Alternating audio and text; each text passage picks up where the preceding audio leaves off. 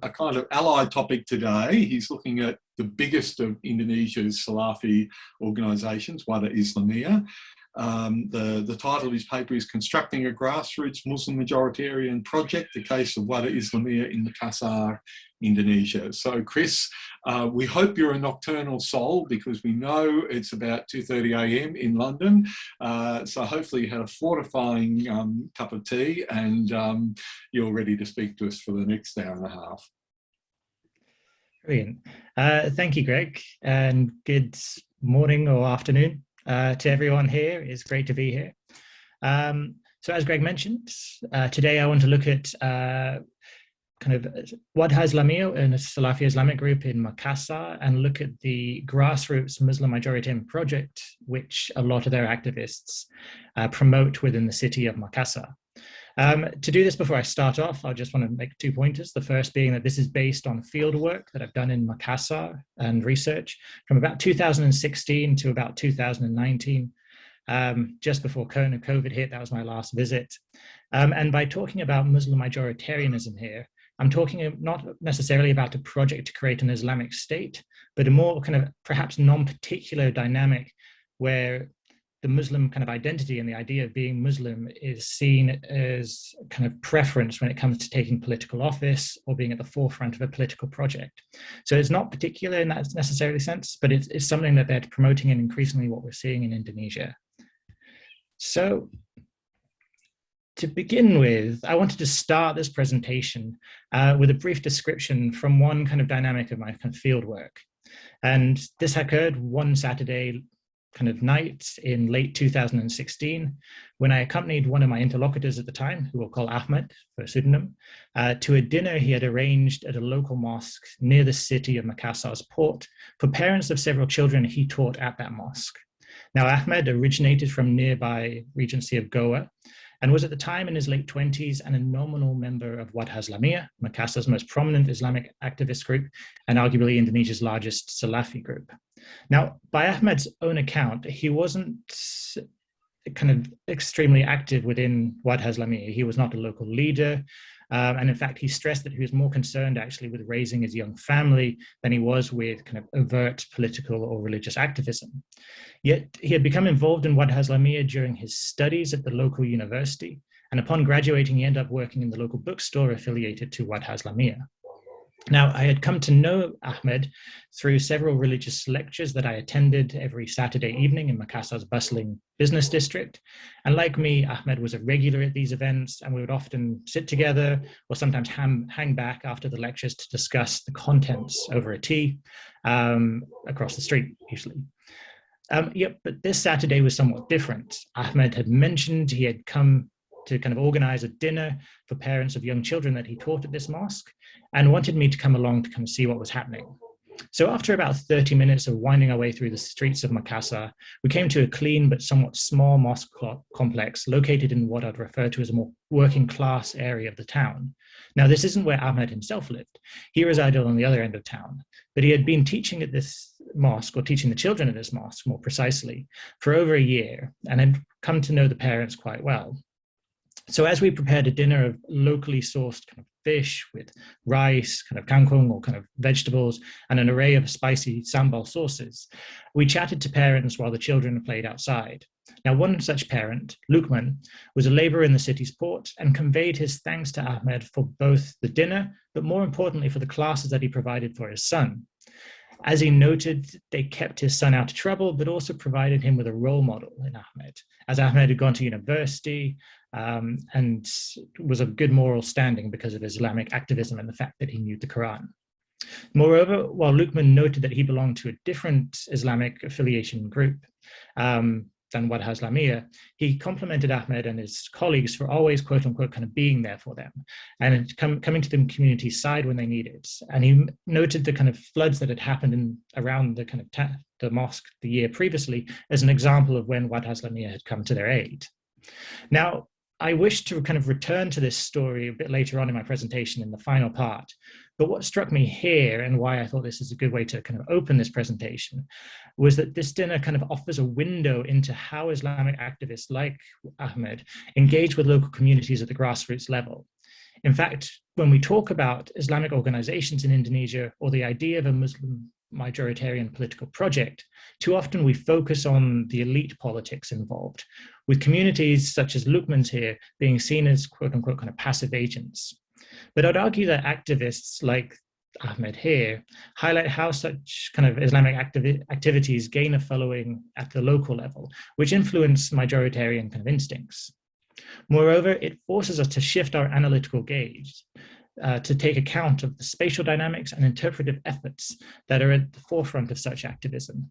Indeed, the parents and the communities that Ahmed was involved with were not necessarily blank slates, but have their own opinions, history, life stories that need to be accounted for. And it is an ability to remain sensitive to these that has allowed individuals like Ahmed to be successful in their engagements.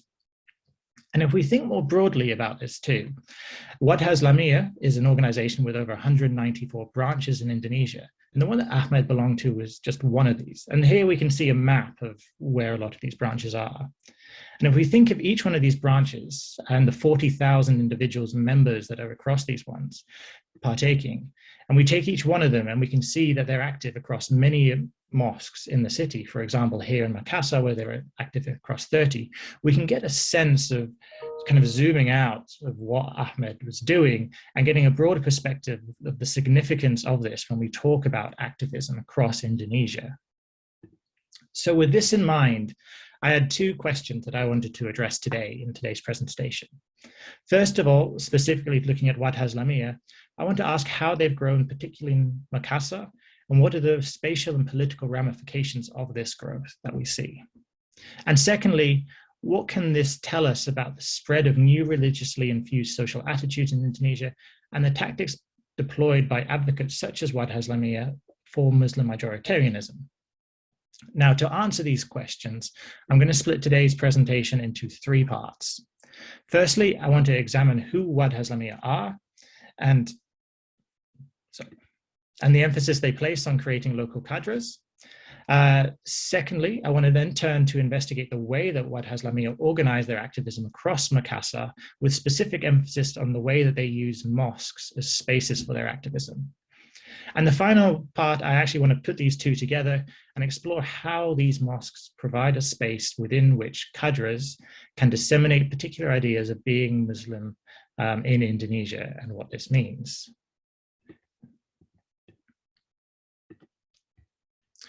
So let's start from the beginning and ask who Wahdah Islamiyah are and why we should necessarily care about them. So Wahdah Islamiyah is arguably Indonesia's largest Salafi-influenced organization, but it is also one of Indonesia's fastest growing Islamic organizations. At present, it has an estimated 40,000 members, 194 branches, 175 schools, and 1 university. Now, comparatively, if we look at Wahdah Islamiyah next to Nahdlatul Ulama or Muhammadiyah, 40,000 members compared to, say, 30 million is not necessarily a lot. But if we think of the way that Wahdah Islamiyah has grown and how rapid this has been, it gives us it forces us to take stock of what's actually occurring. So, for example, in 2019, Wahdah Islamiyah had 194 branches. In 2016, this was 120, and in 2011, this was about 70. So you can see this rapid growth over time. Now, doctrinally, what Wahdah Islamiyah kind of follow and teach to individuals is an amalgamation, I would call, of Salafi Islamic doctrine and Ikhwani, or that being Muslim Brotherhood, organizational and political methods. Now, the official mission of Wahdah Islamiyah is to focus on Islamic knowledge, learning, charity, and propagation. And in fact, when you talk to Wahdah Islamiyah's leaders, they see a gap in the Islamic quote-unquote market compared to Nahdlatul Ulama and Muhammadiyah, and that being the emphasis on Islamic education. Now, in terms of where Wahdah Islamiyah itself came from, it emerged in the city of Makassar in South Sulawesi during the 1980s due to a split that you saw between Muhammadiyah within the city itself. So Wahdah Islamiyah's founding members, including Muhammad Zaitun Razmi, its current leader, broke away from Muhammadiyah back in 1988 and formed their own foundation, from which they then began to teach in high schools and universities across the city, before becoming a national organization in 2002 and expanding their way outwards. Now, they were prominent members within the anti-Ahok protest movements that we saw in Jakarta from 2016 to 2017, and have also been vocal opponents of President Jokowi, as we saw in the 2019 election, where they tried to organize a change the president or Ganti president campaign themselves on the ground. And if we think more particularly about the kind of development of Wahdah Islamiyah over time as an Islamic organization, I'd argue that we can see three different stages. So in 1988, as I mentioned, they broke away from Muhammadiyah, or a couple of years before that, if we're more accurate, and formed their own foundation, or yayasan, in Indonesia. Now, the attitude at the time between 1988 and 1998 was one of isolation and mistrust towards the government or the New Order regime at the time. And they were outwardly driven in their search for Islamic sources. And what I mean by this is, rather than relying on what they had learned while being in Muhammadiyah, they actually benefited from scholarships that they received at the time to go study in Saudi Arabia. And this is where Salafi doctrines became heavily influential amongst their leaders at the time. Now, by 1998 to the early 2000s, in those early years of Indonesian democracy, you saw Wahdah Islamiyah start to re-engage with political debates, which is quite unique for a Salafi organization. This particularly happened on the provincial level, where you saw kind of a committee for the preparation of Sharia form in South Sulawesi, and Wahdah Islamiyah themselves were quite active in Makassar's local kind of branch of this movement. You also saw them re-engage with supporting kind of Islamist kind of political parties within these initial years. But at the same time, there was an underlying kind of veil of kind of mistrust towards the state apparatus at the time. They were overtly anti-democratic at the time, and they didn't trust security forces at the time. And this relates to their previous history. However, by about 2002 to 2004, you saw a real shift in the organization. In 2002, they formed themselves as an ormas, or a community organization in Indonesia, with the explicit aim of becoming a national asset, as they saw it. They wanted to expand nationally and consolidate their position. By 2004, you saw them link up with government bodies through memorandums of understanding to provide basic services, Quranic teachings, welfare in kind of more remote areas of provinces, and so forth. But you saw them start to link up with political figures as well, and join bodies such as the Majelis Ulama Indonesia, or the Indonesian Council for Ulama, and kind of create these kind of stronger links with governors and even kind of national kind of politicians within Jakarta, and begin to sit on state institutions. And at this point, they also shifted into a more pro-state kind of organizational kind of framework, where they started talking about Pancasila, the national ideology, but also kind of their kind of Indonesian kind of nationalism. And this is really kind of, this latter track is something that's continued to this day, if you ask me.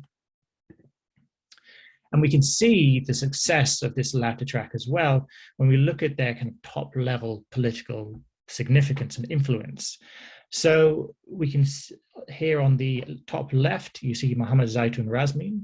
To the left of Anies Baswedan, the current governor of Jakarta, having their photo taken. This was just in 2017-18, just after Anies Baswedan had won the gubernatorial election. At the bottom here, we can see Muhammad Zaitun Razmin, the leader of Wahdah Islamiyah, yet again sitting next to Yusuf Kalla, the former vice president and close affiliate or supporter of certain parts of Wahdah Islamiyah, not because he believes in it, but because they're from the same province. Muhammad Zaitun Razmin as well, you can see sitting here, he is on the Indonesian Council for Ulama, he's a deputy secretary, and in this kind of picture that you can see here, they're actually talking about COVID and politics. If we think of the more kind of politically active aspects of Wahdah Islamiyah, the two pictures here on the right display this. So the one on the top shows Wahdah Islamiyah organizing within mosques during the campaign for Anies Baswedan in 2017 in Jakarta. They're all holding up the three fingers. The three fingers was the symbol of Anies Baswedan back then in the election. And the photo here on the bottom right talks to their constant campaigns against Shia minorities in Indonesia. And here, so explicitly, they were working with local organizations within Makassar itself to try and get the governor to ban Shia commemorations of Ashura back in 2016. So this gives you a bit of a flavor of their top level kind of politics and the significance and the buy-in that they have with certain political figures. And I'd say that if we look at this kind of more specifically of why certain figures might be willing to kind of engage with Wahdah Islamiyah, it's because they accumulate certain amounts of kind of social and political capital through their various activities that they have at the moment. So these can be broken down quite roughly. I mean, there is overlap here, but into religious-oriented activities, that being holding, kind of creating religious schools, universities, holding tarbiyah or religious education, and holding religious lectures in mosques or ceramah, which they use to kind of create cadres, as I see it, or members, but also to reach out to do kind of religious outreach to the general population. Now, next to this, they also have socially orientated programs, which include massive welfare and humanitarian work. In fact, if we think of COVID-19, they've been fairly active in providing medical as well as kind of sustenance assistance to local communities. And they also do this not only individually through their own bodies, but also working with government organizations or kind of departments, such as the Ministry of Home Affairs or the police, when it comes to working with remote communities or providing kind of religious education should they need it. And a final aspect that I'll say builds on their kind of capital is their politically orientated activities. And these are the explicitly politically oriented activities. So they do this through direct advocacy for political candidates when it comes to an election, often by trying to convey the idea that they can use their religious kind of organizations and their activities within communities to kind of build up support for a political candidate. But they also support Sharia-based laws or bylaws within kind of, Indonesia. And they also advocate for restrictions on civil space for what they see as quote unquote deviant Islamic organizations such as Shia or Ahmadiyya. So this is just a kind of broad range of the different kind of activities that we can see within the social sphere in Indonesia, and why Wahdah Islamiyah itself has gained kind of political kind of prominence. But I'd argue that a large part of their success, when we move down from the kind of political kind of elite kind of level to the kind of grassroots, has to do with the fact that they create, as they say it, cadres, or a Cadreization program, as they like to call it.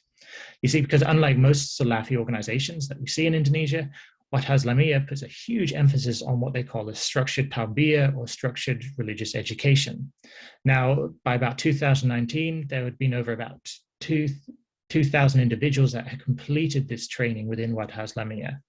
Now, these individuals are often recruited from Islamic study circles at universities, predominantly in Makassar, but increasingly so in cities like Yogyakarta and a bit larger kind of university cities across Java. Now, this type of education is quite structured. It's structured around a weekly halakha or kind of study circle, which often has one guide or marabi with 15 participants or students around them. Now, there's multiple levels to this program. So every time someone graduates to a specific level, they themselves can become a teacher for the level below them. And the idea here in Wahdah Islamiyah's own language is to create individuals that have, as they see it, the 5 M's. So that being piety, selflessness, knowledgeable of Islam, working to build an Islamic society, and professional. And if we drill down a bit further to look into this tarbiyah system, Wahdah Islamiyah has recently rejigged it, so it has 6 levels, or mahala as they see it. And anyone that completes this has to go through a kind of a huge array of Islamic scholasticism. You have to also memorize the Quran through these 6 different phases to become a hafiz, or someone that kind of knows the Quran. Moreover, to complement the religious side of this education, which is hugely emphasized, there are courses on management techniques. There are extracurricular activities, including hiking and martial arts, should you want it. So this is a kind of completely kind of total system that takes quite a long time to complete in itself. However, I think what's interesting for this presentation here is the emphasis on the political curriculum that you see within the Mahala system. So out of these 6 levels, you can see at different stages, different aspects of politics being introduced within these study circles and the literature that they review. So for example, in the level 1, the first level of training, students are taught about the problems facing the Ummah or the Islamic society and the need for Islamic education. So this somewhat kind of reifies their own kind of desire to be introduced into these circles and to kind of learn of the broader kind of social significance of what's going on. Now, by level 2, they introduced literature on Ghazwul Fikri, or the idea of a war of kind of ideas, and Islamic history. And specifically in this sense, there's the war of ideas takes on an Indonesian kind of reference as well, by talking about kind of Muslims in Indonesia, as well as next to kind of Christian and other kind of communities within the country. Now, by level 4, and I should mention by level 3, level 4 is when individuals themselves are allowed to go and teach other individuals, as well as go out and teach kind of school children. That's where you see a curriculum kind of being introduced on the history of the struggle of Muslims in Indonesia itself. And by level 5, they start to talk about the orientation of Wahdah Islamiyah as an organization. And finally, by level 6, there's a contemporary and often comparative kind of element here of talking about different Islamic proselytization or da'wah movements across the world. Now, Indonesia here is compared to Saudi Arabia, which is compared to Algeria, for example. So what you see here is a fairly consistent program of talking about politics in different kind of ways and bringing in this kind of Islamic element behind kind of the Cadreization program that they have it. And these actually started to kind of become quite vivid and quite evident that there was a very clear idea of politics emerging amongst cadres when in Makassar, myself and researchers from the Islamic University of Al-Aludin ran a comparative qualitative survey across different religious organizations or activist organizations within Makassar. Because what you saw amongst participants that were directly linked to Wahdah Islamiyah was somewhat kind of fairly consistent views when it came to ideas of where the country and Islam and politics stood together. So for instance, they were fairly consistent in thinking that countries should apply the law to uphold public order and reduce social problems such as alcoholism, theft, and gambling. As well, the state must teach religious skills and obligations to state institutions, and the government employees must understand religious obligations and have knowledge of religious principles. Now, in these kind of efforts, and the idea that kind of government employees, elected officials needed to understand religion, they were fairly consistent. An interesting area where there was less consistency was whether there should be direct reference to the religious nature of the population included in the symbols and statements of the state, the Indonesian state here. And while most individuals somewhat kind of agree to this kind of inconsistency kind of emerged mainly, I would say, because there was this very pro kind of Pancasila kind of element running through Wahdah Islamiyah, and references to this were not necessarily included within their own training materials themselves. So that shows us a bit about the Cadreization or the cadres that are within Wahdah Islamiyah, those kind of grassroots individuals that are on the ground being trained and very active within the city. But how does this somewhat align to the spaces that they are active within and the ways that they engage across the city itself? So for the second part, I wanted to kind of talk about Wahdah Islamiyah's own kind of network of mosques within the city of Makassar. So briefly kind of stated, Makassar is Indonesia's 5th largest city, for those that haven't been there. It originated as a trading center for the Goa Sultanate. It has since then been a trading port briefly for the Portuguese, before the Dutch, before being kind of Indonesia's largest hub within the eastern part of the country. In terms of Islamic history, it's got a strong history of its own and a lot of pride in the fact that it is an Islamic center of learning. There are many reformist trends within the city, that being more affiliated to Muhammadiyah, and a lot of schools. But it also has a strong political element to this too. For example, South Sulawesi was a center of the Dalur Islam uprising from 1952 to 1965, led by Abdul Kahar Muzaka, and his son to this day remains a prominent figure within the city and the province's political and Islamic kind of circles.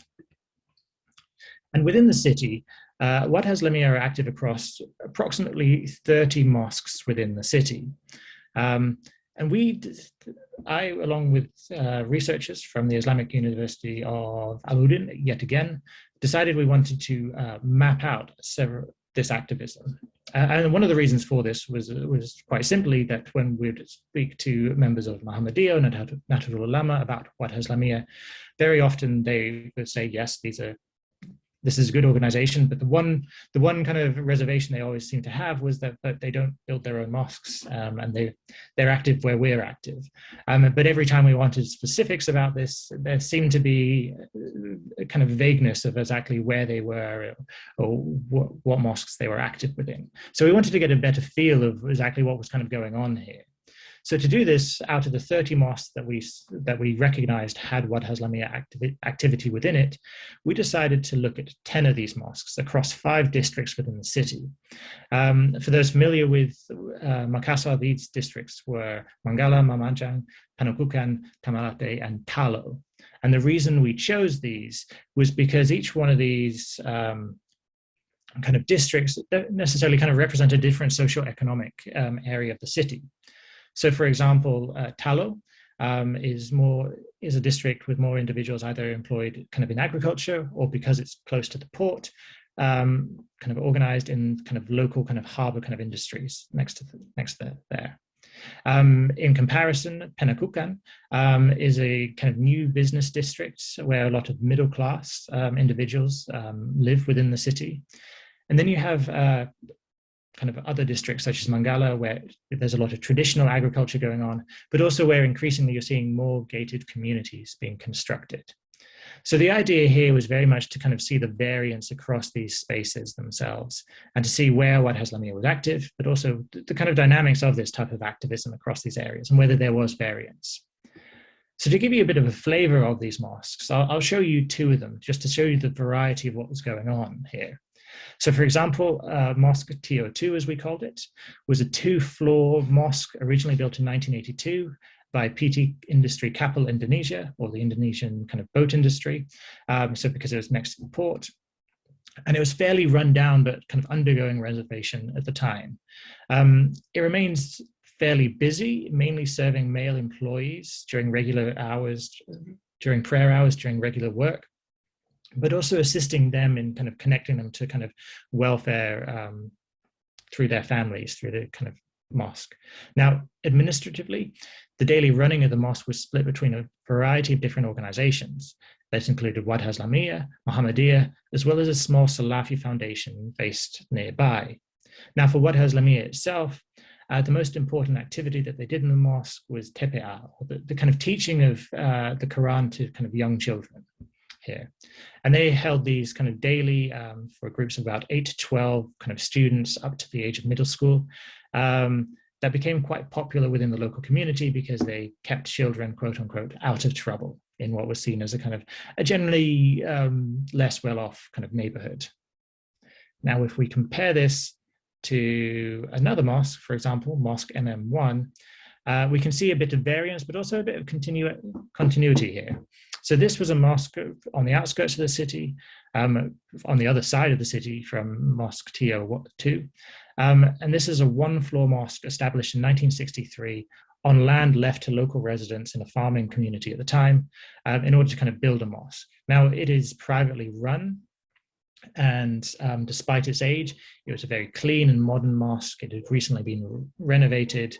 And its current administration, yet again, was run by a variety of organizations, including Muhammadiyah, Jemaat Tabligh, as well as Wahdah Islamiyah.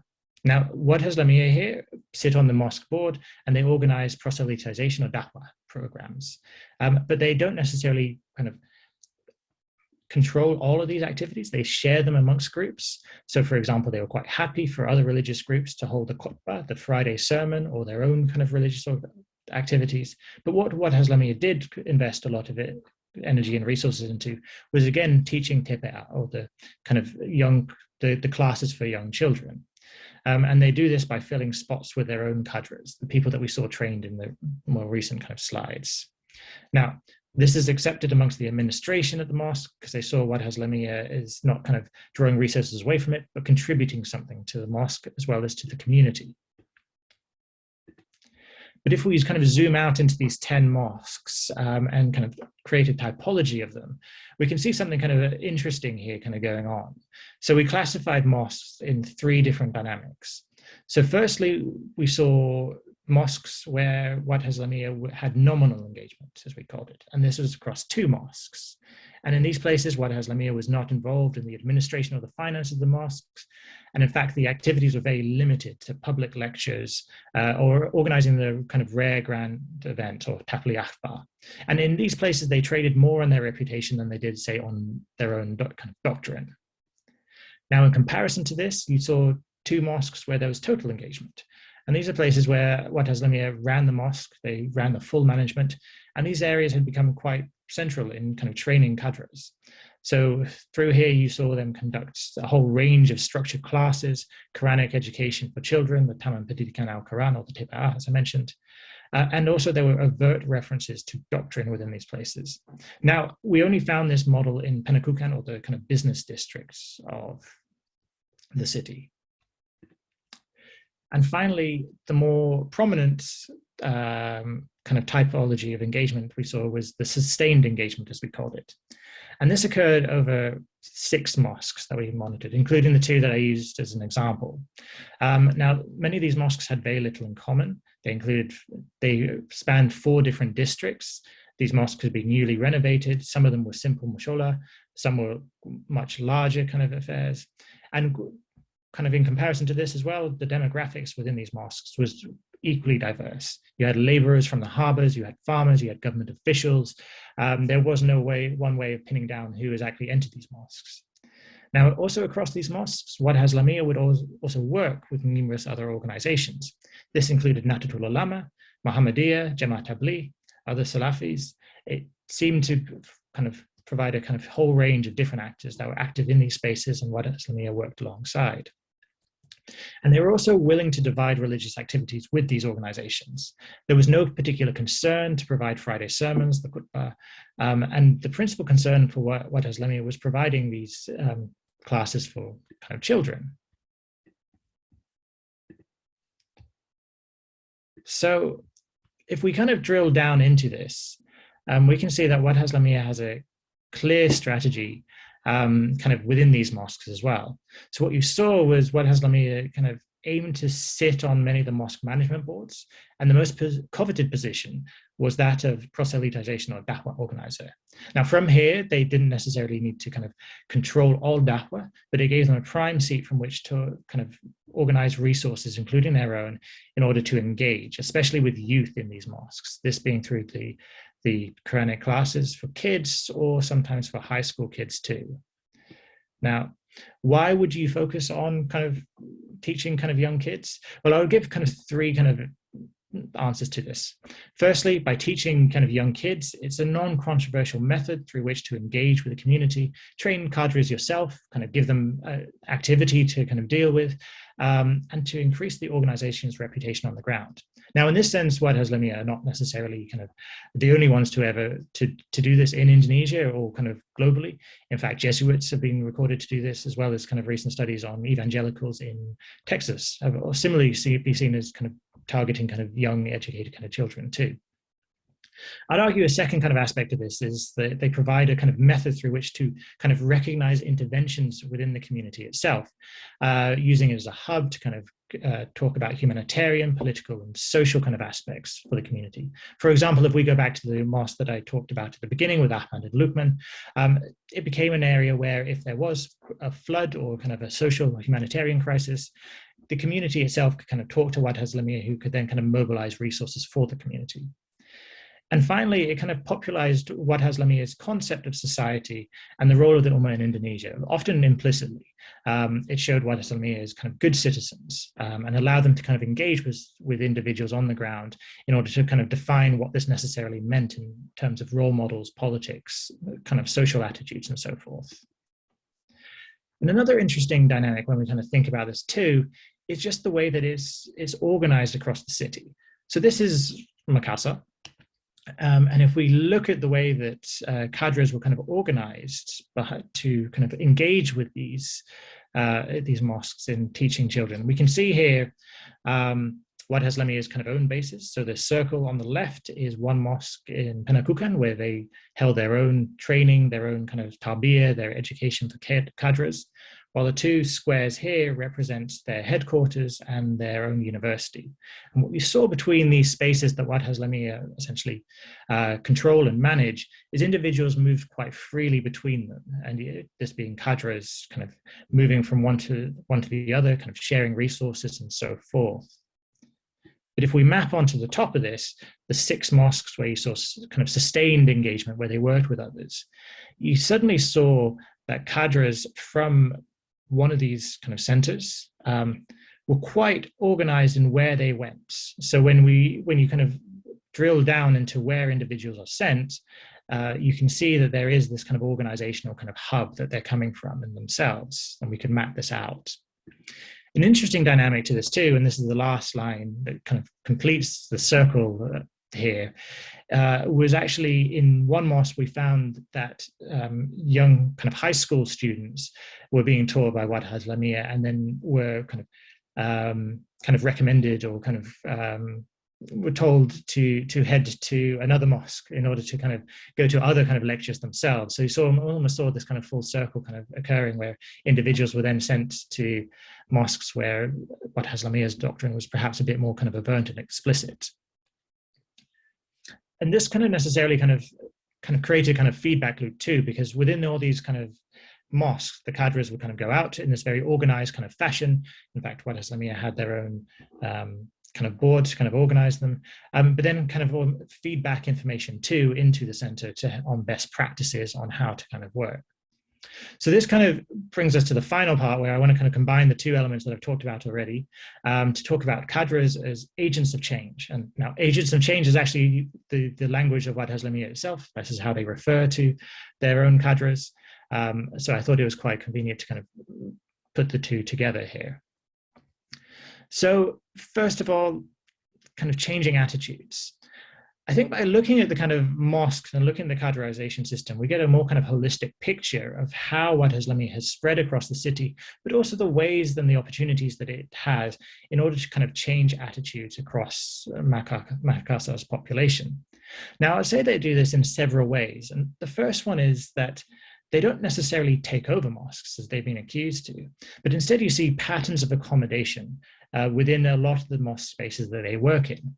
And this creates a degree of social capital amongst Islamic organizations themselves, such as local kind of members of Muhammadiyah, Nahdlatul Ulama, who see Wahdah Islamiyah as a partner most of the time, rather than a kind of a rival group. But you also see it within communities themselves. Wahdah Islamiyah comes across as very moderate, very educated, very sophisticated. They are part of a broader kind of Islamic revivalism that you're seeing within the city. And they are one kind of organization amongst many in this sense. And they do quite well in kind of putting themselves forward as part of this collective. Now, this strategy, in order for it to succeed, does require compromise and interpretive labor, though, especially when it comes to Islamic principles, in particular concepts, and what they can convey and what they can't. And the onus here is often in young cadres themselves, who act as transmitters of Islamic knowledge, but also as these kind of agents of change on the ground. And what you can see here is, for example, in mosques where the local community would celebrate the Prophet's birthday, Maulid, which is quite popular amongst Nahdlatul Ulama followers, but is not something that Wahdah Islamiyah does. They would not often remain silent. They would not condemn it. They would not talk about it. And they generally accept that this is part of the local community. Again, with these kind of activities, there was often top tips, and they would transmit what they were doing to up the chain of command into Wahdah Islamiyah, who then have their own kind of research board that looks into these aspects and really kind of susses out the best ways to engage with communities at specific times.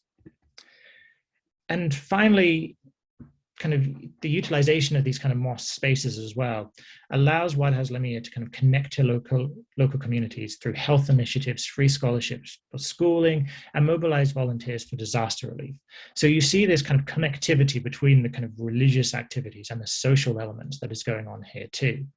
And I'd say an interesting dynamic to this as well, when we think about mosques as spaces, and this comes across in the typology too, is that in mosques where Wahdah Islamiyah had a sustained engagement, they were not necessarily they shared the activism. The mosque was a very social space. And you can compare this to the mosques where Wahdah Islamiyah necessarily had full control, where the emphasis was very much on private learning. This was a sacred space of kind of prayer, contemplation, and organization. So there was a kind of nuanced kind of difference that you could see here.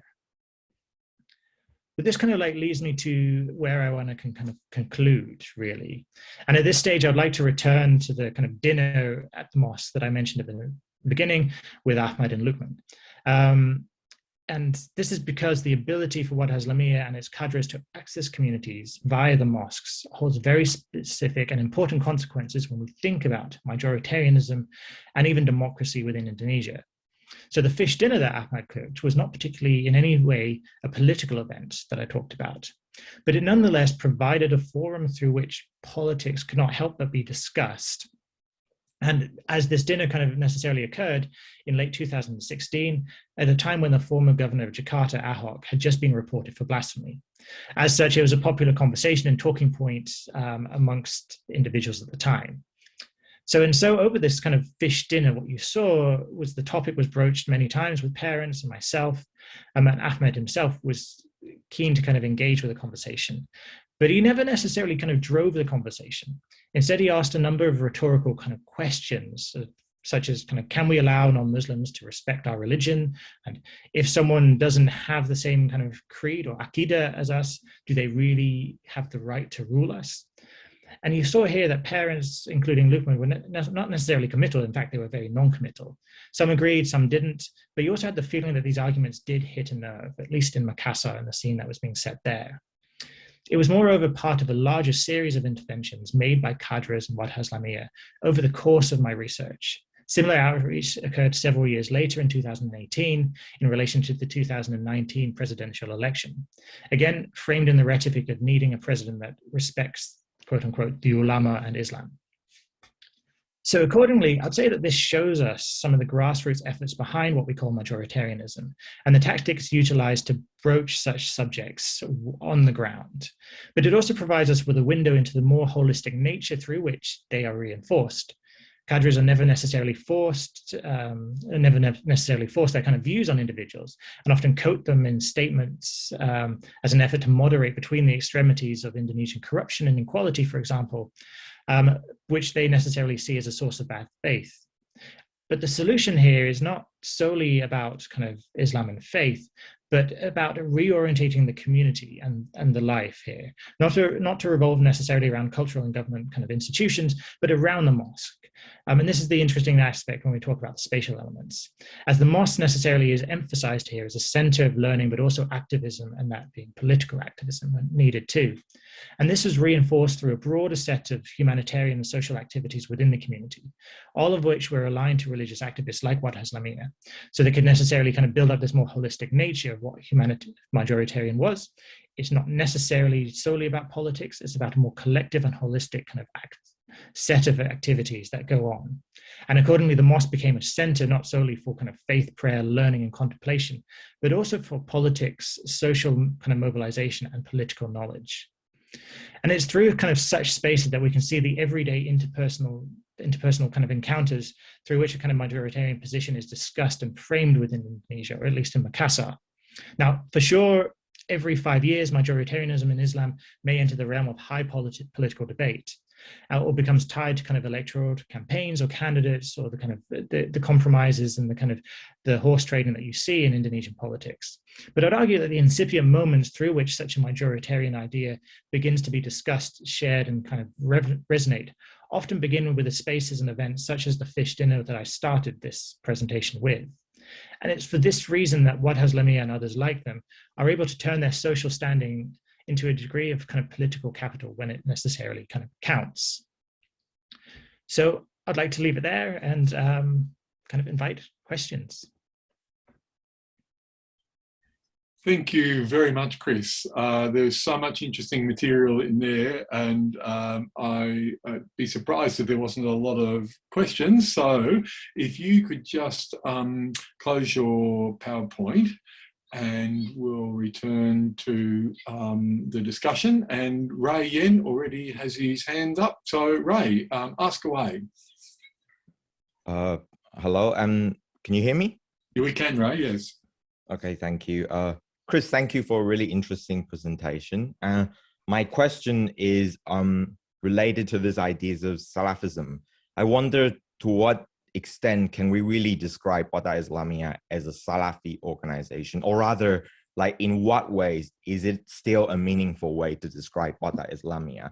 Particularly, I'm thinking of in what kind of situations would people related to Wahdah Islamiyah, be it the elite level or these more grassroots change agents or the audiences of their materials or followers of their particular organizations or activities in local mosques, like what does the label Salafism mean anything to them? Like what does it really do for them? Like especially in a political context where Salafism is very often seen as kind of a negative thing. It's negatively portrayed in Indonesia. And and also perhaps to be a little bit more provocative, in what sense is Wahdah Islamiyah more, can we refer to it as more Salafi than, for example, the particular organization that it's split from? And a second related question to this is, I wonder if some of the more transnational aspects of Salafism also play a role in what does Islamiyah do in its teaching program, for example. I'm thinking, for instance, whether if there's kind of particular emphasis on topics that lots of other Salafi preachers, for example, focus on in other countries, or even in other contexts. Like in my own experience, from my interlocutors who are in Jakarta, who are interested in the Salafi sermon, for instance, they spoke about how there seems to be a particular emphasis on Tawhid, and there's kind of to them, important for them to make distinction on basis of Tawhid. And it gets into all these discussions about like whether if God has a physical locations or not. Like, are these theological aspects of the issue also a meaningful part of what you observe in Makassar? Thank you. Yes, feel free to answer, Chris. Great questions, Ray. So to answer the first one about how are they kind of Salafi, it's an interesting dynamic, but it also kind of talks to, as you mentioned, the negative connotations that you kind of increasingly see around terms like Salafi. And you can see this in the way that Wahdah Islamiyah themselves have necessarily framed where they sit in Indonesia. So for instance, in 2011, there was talk that amongst themselves that they were an Indonesianized Salafism. By 2016, this somewhat changed. The label Salafi within their own circles somewhat disappeared, at least in the center, and it was more element that we're part of the Jamaah Ahlus Sunnah. So there was this kind of de-emphasis on Salafism, essentially because there was these negative connotations, especially when they were trying their best to kind of enter these kind of key political kind of circles. But having said that, you did necessarily see that several of the teaching materials remain the same. I mean, you mentioned Tawhid. They still refer to Wahhab's kind of work on Tawhid, for example, when you're talking about these elements. And you see a lot of this kind of Salafi kind of learning kind of going on there, and a lot of these kind of the Salafi literature still being kind of taught. An interesting aspect as well when we talk about how Salafi they are is really distinguishing perhaps between the kind of the national branch, and we see this across most Islamic organizations, don't we? And the local branches. So for instance, when you're outside of Makassar and South Sulawesi, the Salafi elements and the collaboration with Salafi groups becomes far more prominent, especially in cities like Yogyakarta, where you see this kind of combination on the ground of working together with other kind of organizations being far more prominent than, say, in the center. So it is still there, but this is perhaps why I refer to it as a Salafi-influenced organization, because we see those influences increasingly being downplayed, even though they are there. And the fact that Wahdah Islamiyah itself is not necessarily alien to finding sources from other areas as well. This is why that you have a certain element of kind of Ikhwani or kind of Muslim Brotherhood elements kind of entering into their teachings too. In terms of your second question about the transnational kind of elements of their doctrine, no, I mean, this is fantastic. And yes, I mean, in this presentation, I've emphasized the political aspects of this, but we can't necessarily forget that To become a member, to become a cadre of Wahdah Islamiyah, you have to go through deep religious education as well. This includes focusing on Tawheed, focusing on different kind of elements of fiqh, for Islamic jurisprudence, kind of memorizing the Quran, kind of studying the Hadith. So there is this kind of emphasis and focus there. In terms of the specifics of this, it really depends on what level of the halaqah you might be in, or what type of ceramah or kind of lecture you're willing to go to.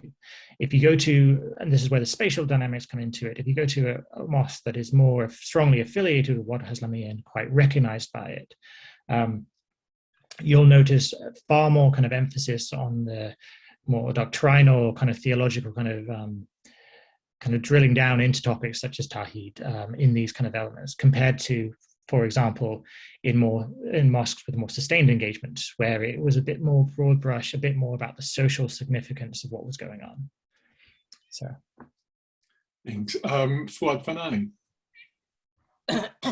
Thank you, Chris, for the fascinating presentation.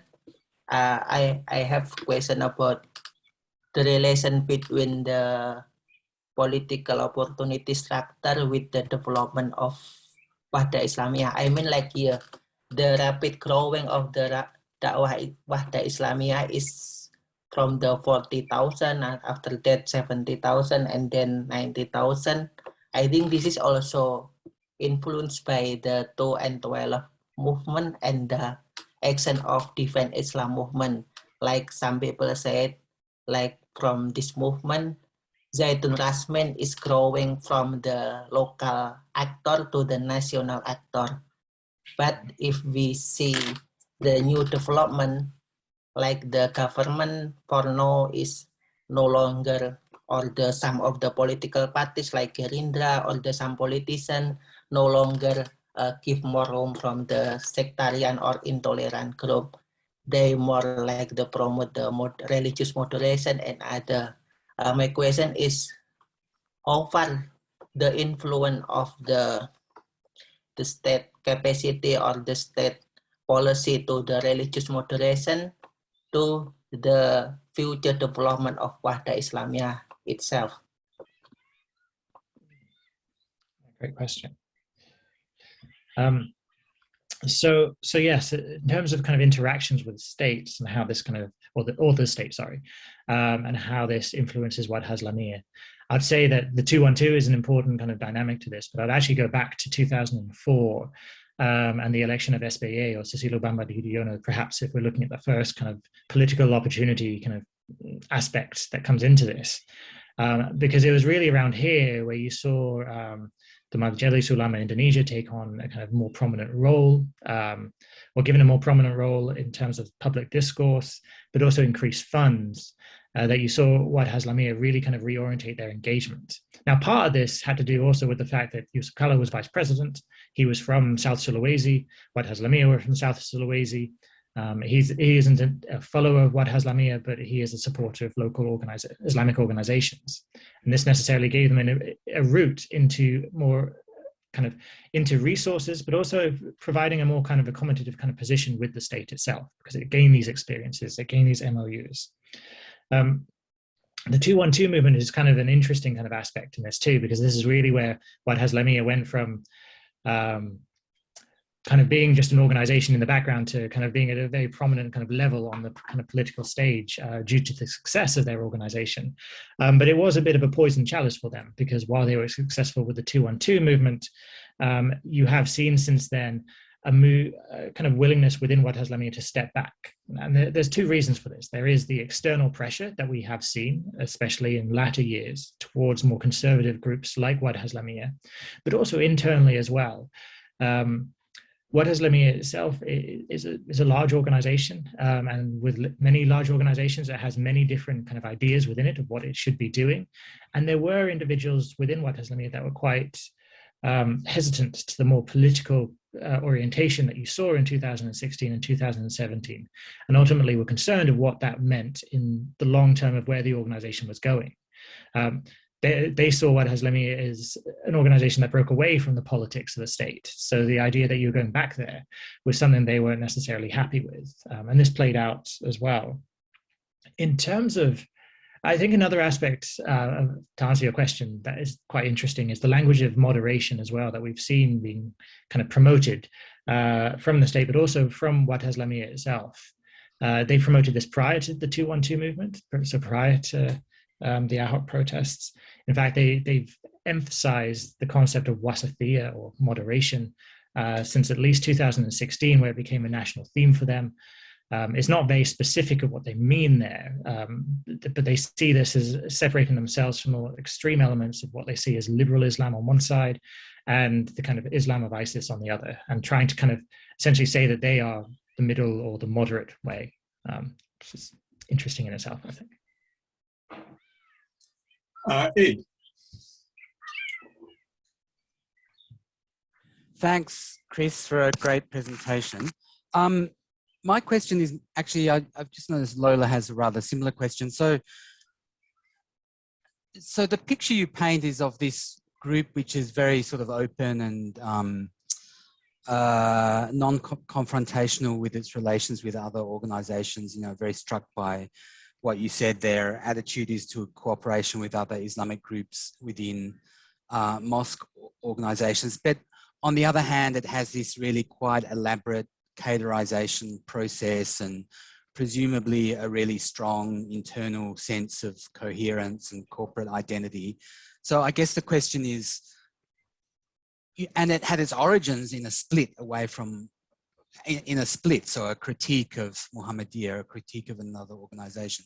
So I guess my question is sort of how do they square that circle? I mean, is this simply a difference between, like, internally the organization critiques other Islamic organizations on doctrinal and other matters, and that feels that sort of tactically it needs to go out into the world and cooperate? Or is there some other way in which you know, it maintains its sense of distinctiveness while also being able to cooperate? Great question. And I think we think of Wahdah Islamiyah, I suppose when we look at the kind of very local level, at least in cities like Makassar, like one of the caveats that we need to recognize is this is their center. This is a city that they are known in. They've been known in for quite a long time. And this is their largest presence. And that does influence the way, or the manner in which they are allowed to accommodate other organizations, and other organizations somewhat being not forced, but kind of strong-armed into cooperating with them too. Which is very different than, say, in comparison to other cities where they're less prominent, and the need to compromise is either more kind of prominent, or the need to isolate kind of goes down. I'd say in terms of kind of, if we look at the national level though, and who they prefer to kind of work with, I think there's an interesting dynamic here as well. So when we move into that kind of more prominent aspect of kind of on the national politics, do they want to work with Muhammadiyah? Do they want to work with Nahdlatul Ulama? I think the interesting aspect here is that they actually, well, they don't mind working with either one. And in fact, you see this through the MUMI, the Majelis, the Indonesian Intellectual kind of Council for Young Muslims, which is something that Wahdah Islamiyah is incredibly involved with more conservative elements of Nahdlatul Ulama and Muhammadiyah. I'll say that their preferred individuals that they want to work with are groups such as the Indonesian Islamic Propagation Council, the DDII, Persis as well, Persatuan Islam, which is a bit more conservative, as well as Hidayatullah.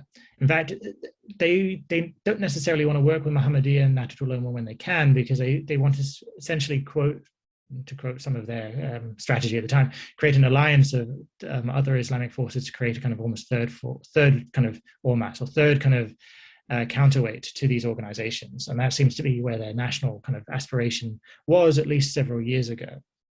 An interesting dynamic of this as well is that we have to remember the kind of familiar kind of ties that go with this as well. So when we talk about Hidayatullah and Wahdah Islamiyah, Hidayatullah might be in Kalimantan, but its founder and it's the kind of his family and stuff like that do have links to Wahdah Islamiyah themselves. I mean, they all came from the same study circles. So there is this element of commonality and familiarity, even if they're drawing from different doctrines, that is important to them when we talk about these aspects. Now we have, just remind people once again that if you'd rather not have your question and the answer recorded, just let us know and we can pause the recording. We also have, as Ed referred to, a question on chat from Hala Noor, and she apologises that she can't unmute herself, but she says, how does Wahdah Islamiyah maintain their followers' ideology for not following or engaging with other organisations like Muhammadiyah? Can you explore more the reasons why Zaitun Rasmin broke away from Muhammadiyah? Okay. Again, fantastic question or questions. So the reason that Wahdah Islamiyah and Muhammad Zaitun Rasmin broke away from Muhammadiyah had to do with the Asas Tunggal policy, or the idea that Muhammadiyah had to adopt Pancasila as its founding principle back in 1984. Now, at the time, this created a lot of controversy within Muhammadiyah, within kind of many Islamic circles. But what you saw in the city of Makassar, was that Faithul Mu'in, who is the leader of the local branch of Muhammadiyah and quite a prominent teacher amongst Wahdah Islamiyah's kind of founders, was vehemently against the idea that Pancasila could be adopted. And this kind of filtered into his kind of followers. So when Muhammadiyah necessarily was forced to adopt Pancasila, Zaitun Rasmin and Wahdah Islamiyah's original founders broke away to form their own foundation to teach at a small scale kind of university study circles and high school students. And from there, they necessarily benefited from scholarships to study in Saudi Arabia. And slowly, but more prominently, you saw them kind of grow and expand beyond the city within the 2000s. Now, in terms of how Wahdah Islamiyah maintains its ideology, and kind of compared to other organizations, there is an interesting, especially in cities like Makassar, this somewhat kind of comes around full circle, that there is this interesting kind of overlap sometimes with Muhammadiyah, especially more conservative elements of Muhammadiyah. But Wahdah Islamiyah see that their difference, aside from being doctrinal, also has to do with the activities and the range of activities that they do and the age of their individuals. So the way that they kind of distinguish themselves from the local kind of branches of Muhammadiyah is that they essentially see themselves as a quote unquote millennial organization compared to Muhammadiyah, which is a bit more old school in that sense. With this, they also kind of emphasize the kind of youth activism when it comes to social kind of humanitarian aspects, kind of engaging on the ground and so forth. And they try and distinguish themselves almost through this age gap and this idea that you have this kind of youth energy kind of going on within what they're doing. And you see this in the kind of the fish dinner that I mentioned beforehand, but also the kind of the way that cadres themselves are seen as the kind of forefront of this kind of very local activism. They're trained up, they go into the community. This isn't necessarily Muhammad Zaitun Rasmin or a leader kind of flying in and kind of giving a talk. This is individuals in their 20s and early 30s kind of being active. Chris. Nava. Thank you, Chris, and thanks, Greg.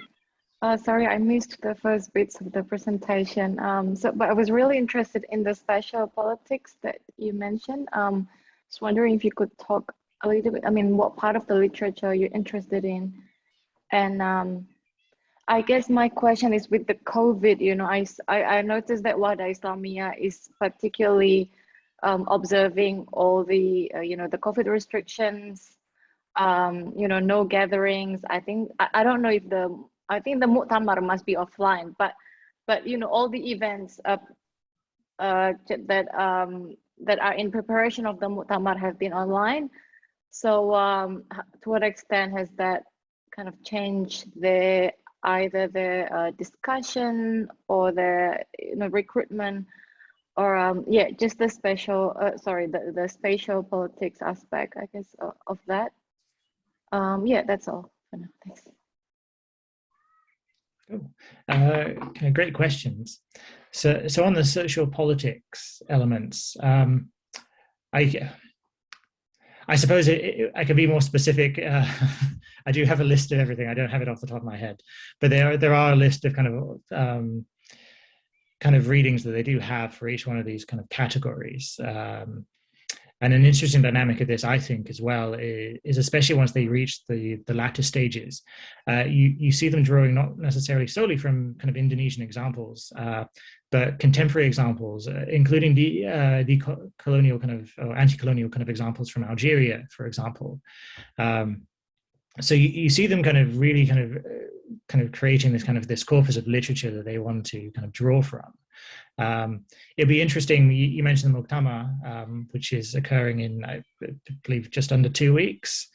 It'll be an interesting time to see whether this is reevaluated, and if things are going to be added, or if they're not, what's necessarily going to happen. And part of that depends on who's going to sit where, I suppose, in the organization. In terms of COVID, yeah, it's been incredibly kind of interesting to see them quite successfully move a lot of stuff online, but also kind of sustain the idea that everything has to be online. To begin with, when COVID first hit, and you had this kind of political rift almost form between Jokowi and Anies Baswedan, for example, of how far you went with regulations, it seemed a lot of the more, we'll call them conservative Islamic elements, went online to begin with, but a lot have reverted back into this kind of being there physically. Wahdah Islamiyah has been incredibly consistent with the fact that let's keep things online. They're still quite active there. In terms of what this means for cadres, I do know that the study circles still continue to go on, but I'm not necessarily sure about what this means in recruiting new cadres themselves. Like most of us with COVID, I've kind of been stuck in the UK. I haven't been able to go visit them. I've had instantaneous conversations about this, but I'd like to kind of gain a bit more of a kind of feel of exactly what's going on the ground. But yeah, for the near future, it does seem that they are very keen, and they're very capable of keeping stuff online. This doesn't necessarily mean that everything's happening online with them. When you look at their kind of more social and humanitarian activism, you do see that they are incredibly active in their STIBA, for example, their university, in kind of creating kind of humanitarian projects, kind of community outreach, and so forth. So a lot of this is still going on, but it's the more religious aspect that seems to have moved into the kind of the digital realm, I'd say. Sally. Hi, Chris. Thanks very much for that. It was really fascinating. I've got 2 questions. So the first relates to the relationship between Wahdah Islamiyah and PKS at the grassroots level, because it seems to me that they're targeting a lot of the same people. So, you know, you've talked about Muhammadiyah and NU, but you haven't said anything about PKS at all. So I was interested at how that works out at the grass level. And my second question is about the gender aspects of Wahdah Islamiyah.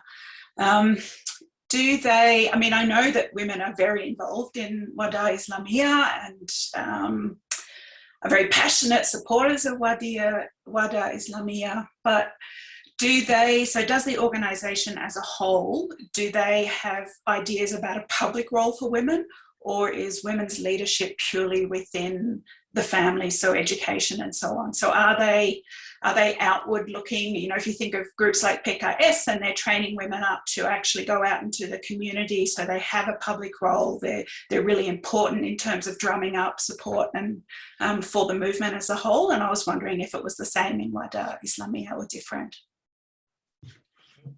No, great questions. I mean, especially, you know, when we think about PKS, I mean, there's an interesting dynamic here, and this talks to the fact that PKS is probably in the opposition now.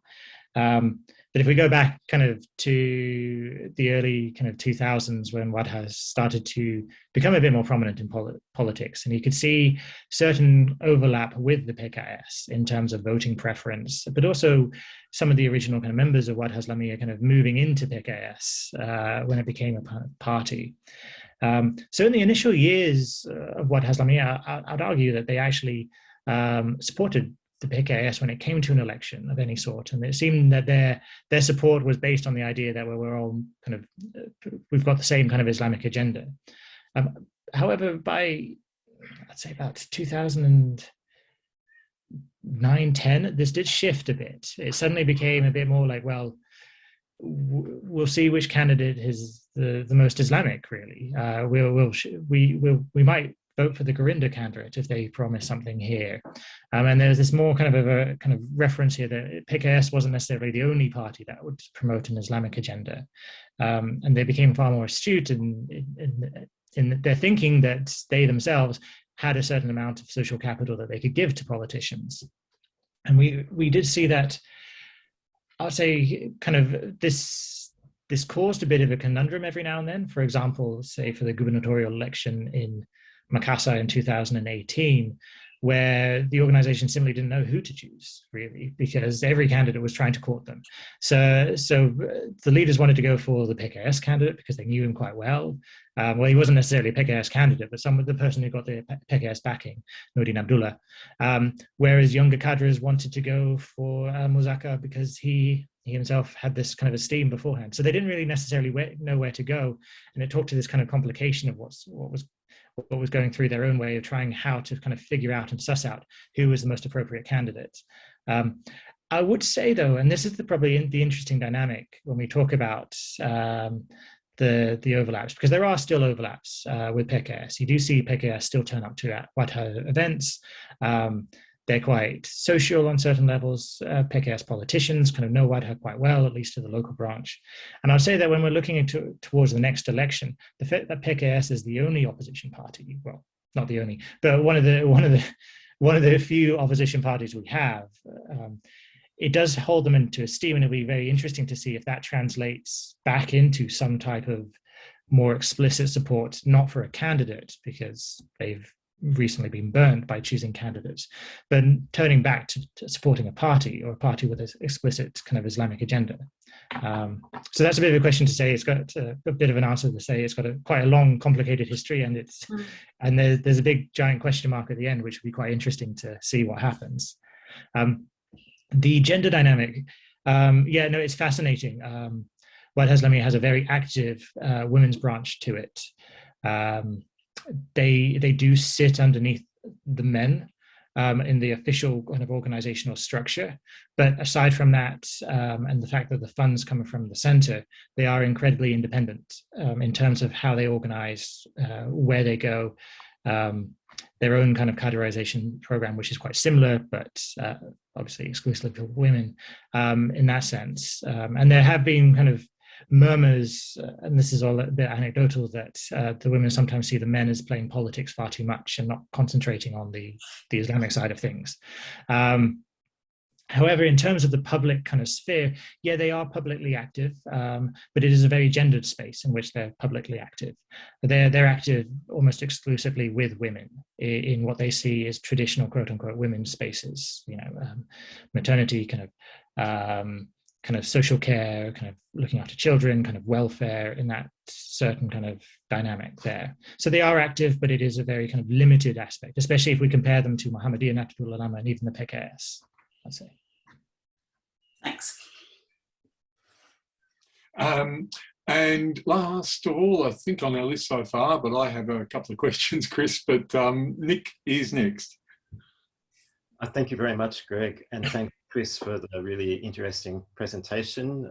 I thought you should get at least one question from a non-Indonesianist, so here I am. Having said that, as a non-Indonesianist, I really found your presentation lucid, very clear and well organized and easy to follow, very interesting, which is not always the case, I should say, on matters Indonesia.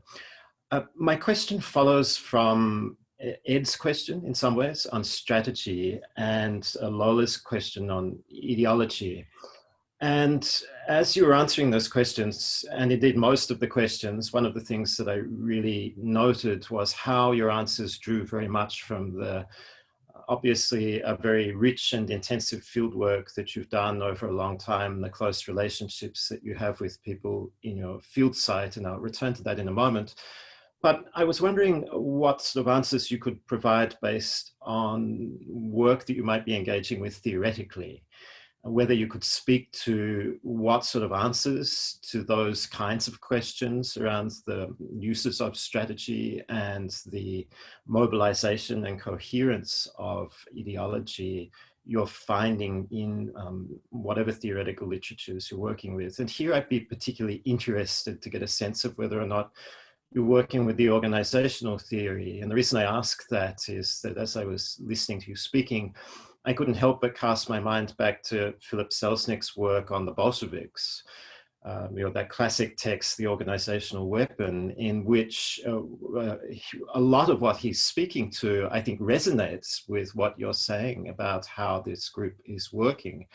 In particular, the way that it tries, the Cadreization strategy in particular, the use of education and training in that strategy, its interest to try and penetrate other institutions and work with them in particular ways, and also the totalizing quality at one point that you mentioned, the work that they're doing. Of course, there are obvious differences. I don't want to overstretch the case. You made a very strong point that thinking about Selznick's work, that they're not weaponizing their organization, that they have other ways of going about the work that they're doing and other reasons for doing it. But nevertheless, it struck me that perhaps there's one example of a work in organizational theory that really does go a long way to offering plausible answers to some of the questions you're being asked, and that might also enable you to engage with other literatures and study of organization in other times and places.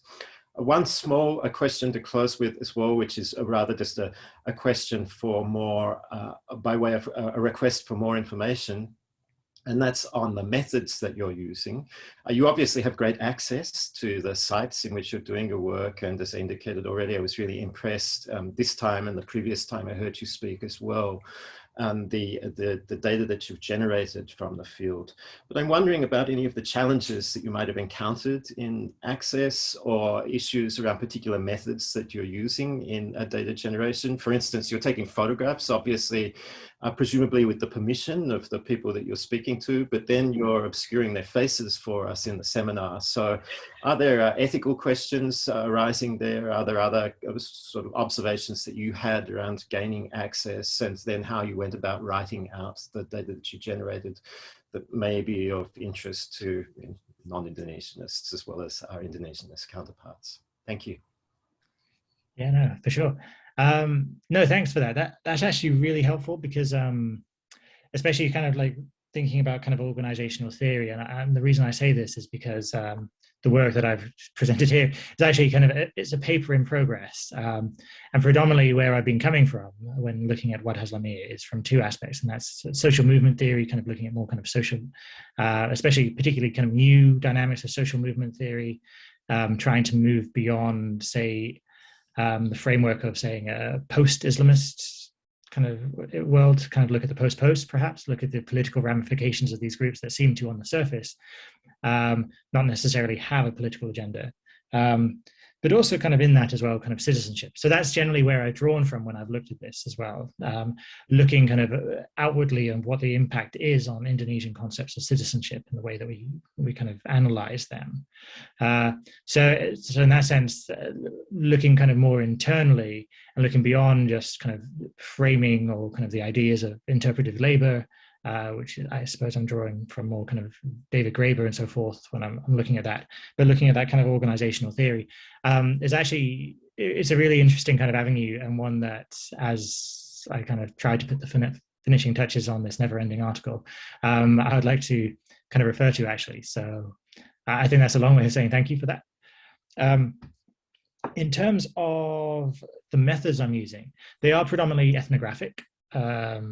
I did a lot of observational research. That was my prime tool within Makassar, along with, as you can see, a qualitative survey data, the mosque mapping, working in collaboration with Indonesian activists to do more kind of interviews across mosques and try and get a feel of what's kind of going on.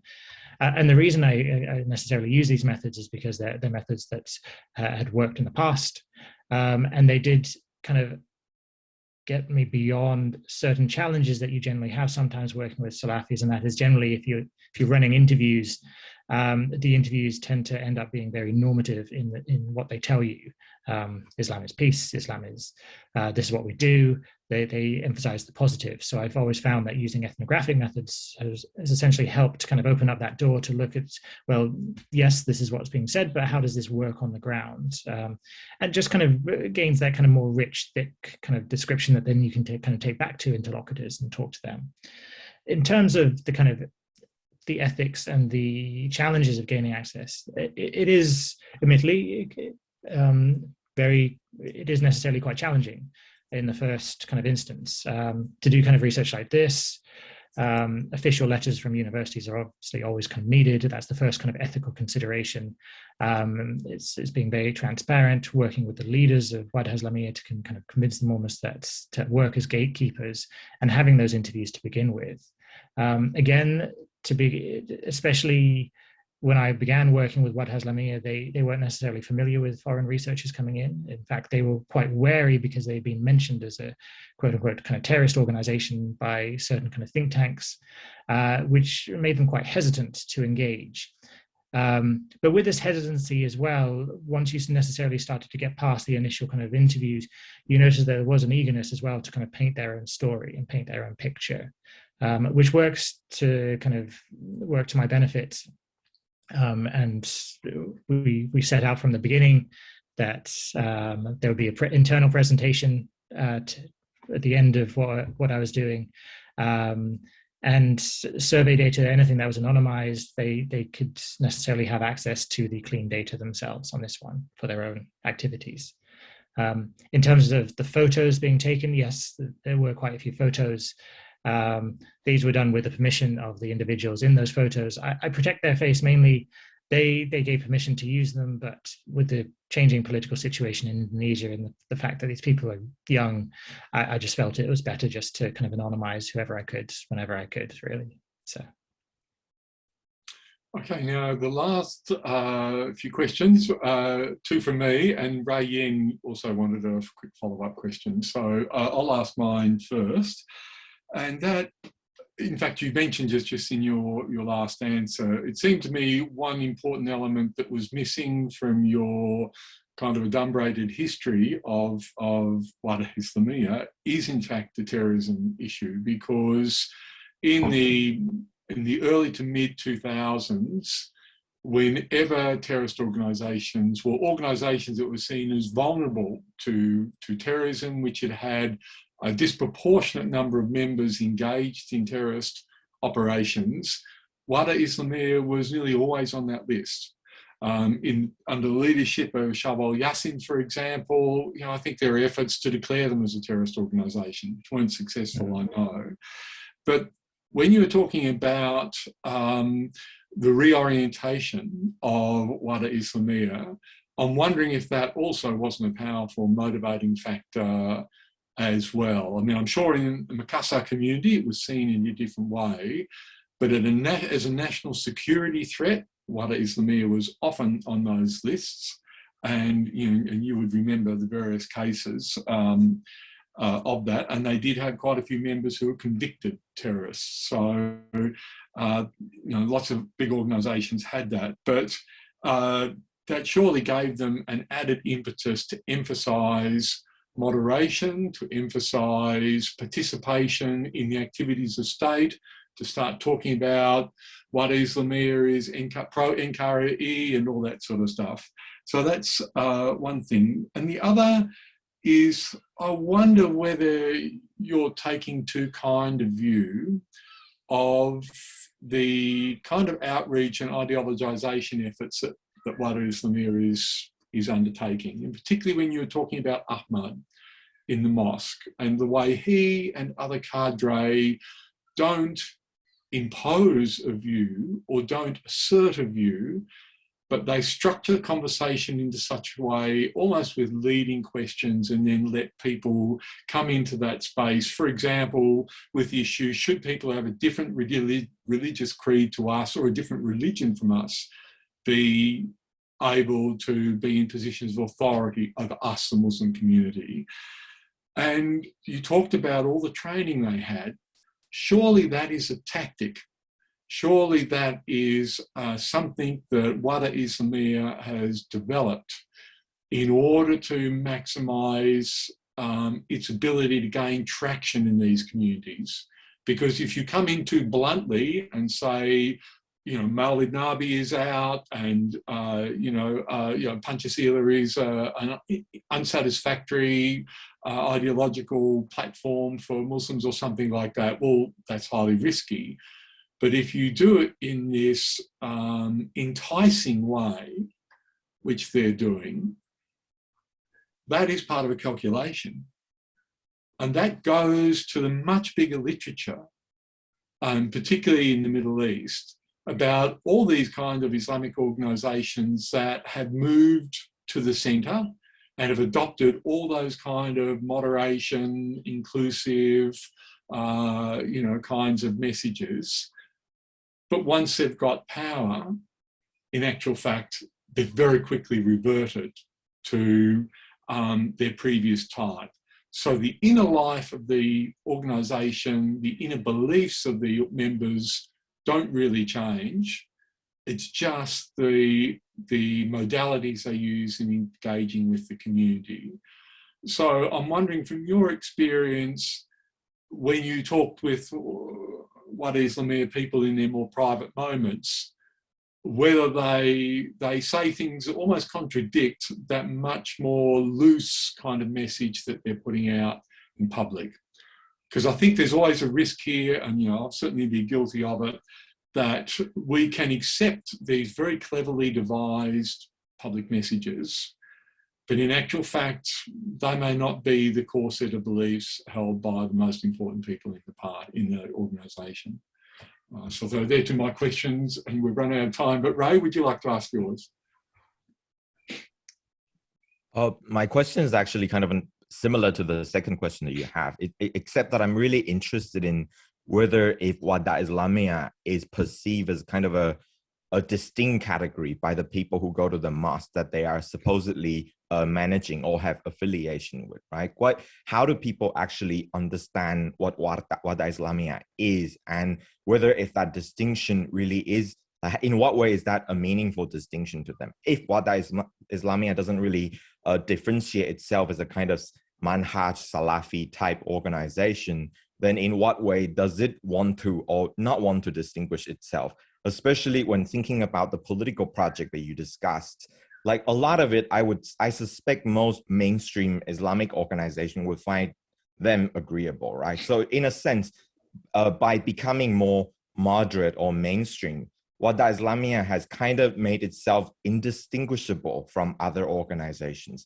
Is that a thing that people who attend their events really think about? Is there a difference between how people who go to their events and the change agents or leadership level, like on this issue?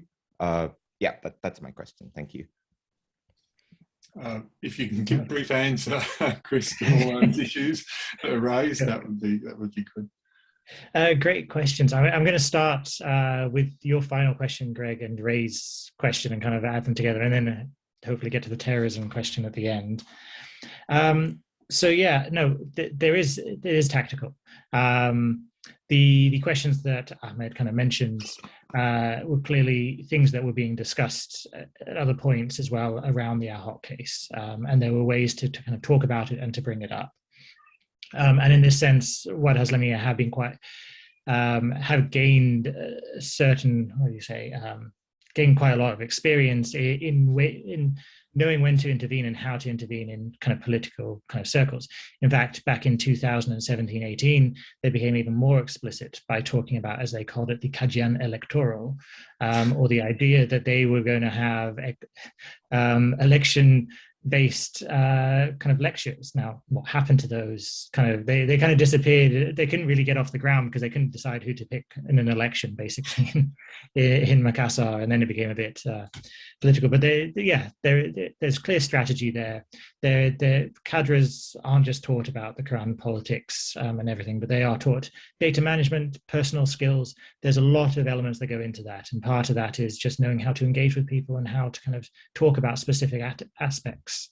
So it's purely there.